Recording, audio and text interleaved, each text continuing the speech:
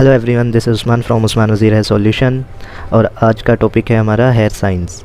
आज हम जानेंगे हेयर स्ट्रक्चर के बारे में। तो चलिए शुरू करते हैं। हमारे बाल क्या काम करते हैं? हमारे बाल एक रेगुलेटर का काम करते हैं। यस, टेम्परेचर रेगुलेटर का काम करते हैं। अब रेगुलेटर मतलब क्या? आपके पास फ़ैन है, फ़ैन का रेगुलेटर जो होता है वो क्या करता है? राइट, फ़ैन के जो स्पीड है उसको रेगुलेट करता है। अब हमारे बाल कैसे वर्क करते हैं? हमारे बॉडी टेम्परेचर को रेगुलेट करने में, रेगुलेट करना मतलब उसको कंट्रोल करना। अच्छा, जब आपको ठंड लगती है तो क्या होता है? आपके बाल खड़े होते हैं। राइट, आपको जब ठंड लगती है तो आपके ये जो बाल है ये खड़े होते हैं। ऑफ कोर्स लंबे बाल खड़े नहीं हो सकते, उसे कहते हैं गूज़ बम्प्स आना। जब ये खड़े होते हैं तो समझ लीजिए ये बॉडी की हीट बॉडी के अंदर रखता है। तो जब ठंड लगती है बाल खड़े हो जाते हैं और जो पोर्स है वो बंद हो जाते हैं। तो पोर्स बंद होने के बाद हमारी बॉडी हीट को अपने आप में रख लेता है और जो बाहर की ठंड है वो हमारे कोर बॉडी टेम्परेचर को ना अफेक्ट करे। ओके ना, एक तो है ठंड में हीट को बॉडी में बचा के रखता है, और दूसरा जो सर के बाल है वो क्या करते हैं? हमारे स्कैल्प को बचाता है यूवी रेज से।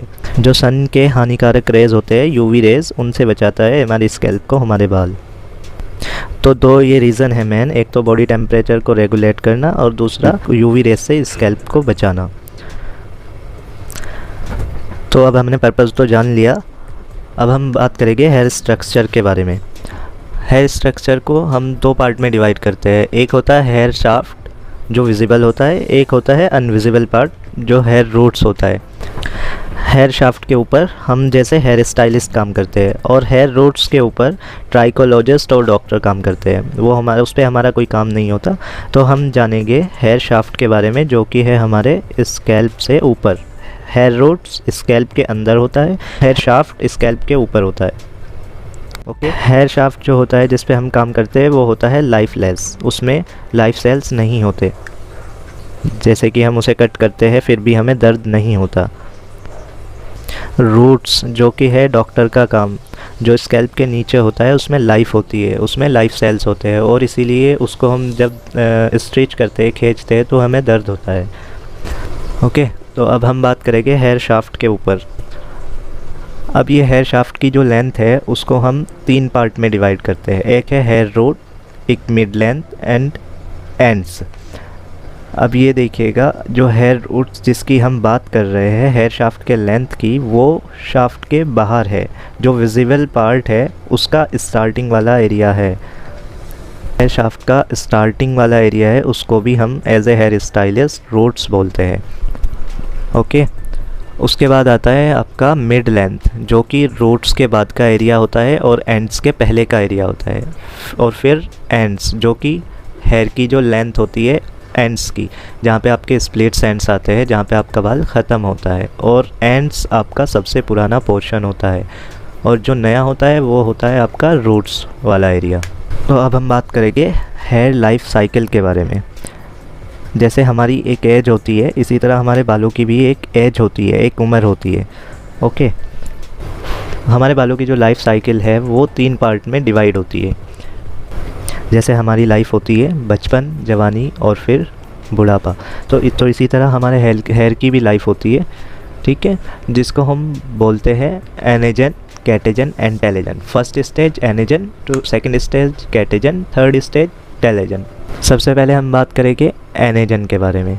एनेजन जो स्टेज है वो है एक्टिव ग्रोथ की स्टेज, मतलब इस स्टेज में आपके जो बाल है वो ग्रो हो रहे होते हैं। ओके, ये जो है स्टेज वो होती है 3 से 6 साल के बीच में। यस, 3 और 6 साल एवरेज होता है। किसी किसी की उससे भी कम होती है, किसी किसी की 6 से भी ज़्यादा होती है। ये एक्सेप्शनल केसेस है, लेकिन नॉर्मली 3 से 6 साल की होती है।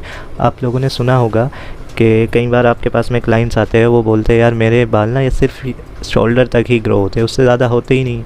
कोई क्लाइंट आते हैं जिनके हिप से भी नीचे नीचे बाल होते हैं। तो ये क्यों होता है?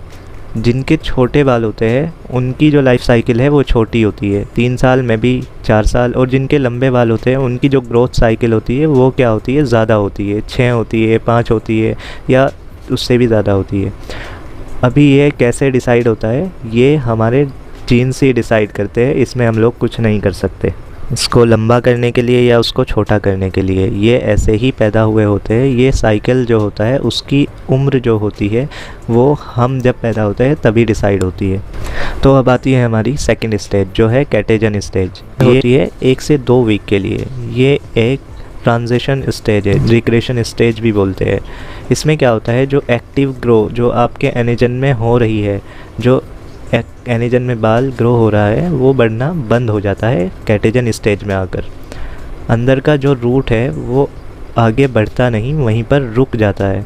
That is called be catagen stage. Catagen transition stage होती है। ओके, थर्ड स्टेज हमारा टेलोजन स्टेज। टेलोजन स्टेज एक रेस्टिंग स्टेज होती है, जिसमें जो बाल होता है जो छूट गया है आपके रूट से वहीं पे रेस्ट कर रहा होता है। ये होती है 1 से 2 महीने। इस स्टेज में जो आपका बाल होता है वो रूट से ऑलरेडी निकल चुका होता है और वो बस वहीं पे रेस्ट कर रहा होता है। ये स्टेज होती है 1 से 2 महीने की। ओके, इस स्टेज में जो आपका बाल होता है वो रूट से ऑलरेडी निकल चुका होता है और बस वेट कर रहा होता है गिरने के लिए। आप जब बाल थोड़ा खींच कर देखते हैं या कॉम्ब करते हैं तो वो निकल रहे होते हैं। ये बाल होते हैं आपके रस्टिंग स्टेज वाले, जिसको हम टेलोजन स्टेज बोलते हैं। ओके, तो आपने देख लिया, ये थे हमारे हेयर की growth cycle, 3 stages, anagen, catagen and telogen. उसके बाद री एनेजन स्टेज आ जाती है जिसको हम फिर से एनेजन बोलते हैं। ओके, तो इस वीडियो में बस इतना ही।